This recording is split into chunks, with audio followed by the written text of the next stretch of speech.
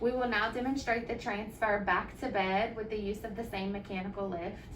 So your patient is already seated in the chair with the pad in place. You want to be sure that it's sure at the proper height for the patient. So the top at the shoulders with the bottom still covering the behind and the legs crisscrossed. If the legs are not crossed, your patient will be spread eagle and your transfer will be more unsafe. So you want to crisscross the legs and then bring in your lift.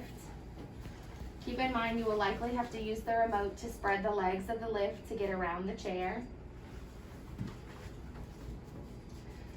This time as you are going back to bed, your straps could be the same because your patient is returning to a laying position. However, most patients are more fearful when laying back as opposed to sitting up. So I would recommend that you continue to use the shorter strap on the top and the longer strap on the bottom.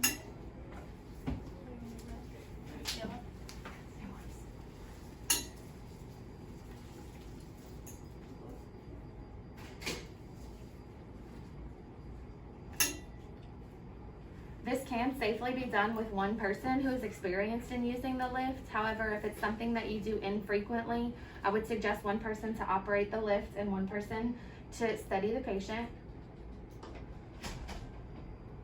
So the lift is locked. She's using the remote to raise him up until he's completely out of the chair. You want to make sure the bed is in the lowest position so you're safely easy to get to it.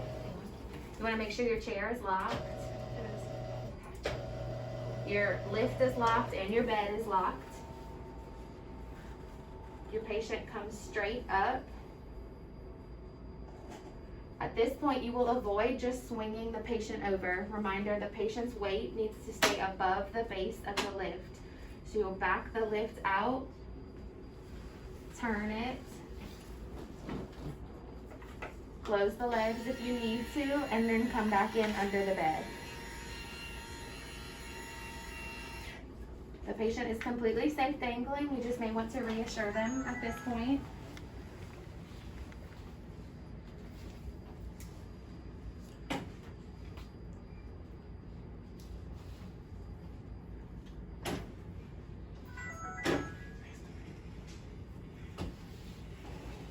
If the bed is too low and the lift hits the bottom, you can raise it a little.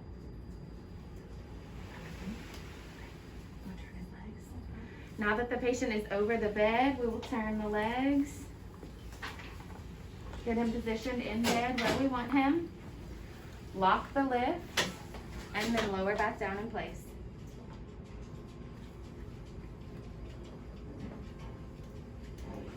It's nice if your patient can keep their arms crossed throughout the transfer. That way they're safely secured inside the sling. And when they are completely lowered onto the bed, you can unhook the lift. Again, this is a safe and easy way with no physical labor from the patient or the assistance point to transfer from bed to chair. Be sure that the lift is plugged in when you are finished using it to keep it charging, as the lift does not operate while plugged in.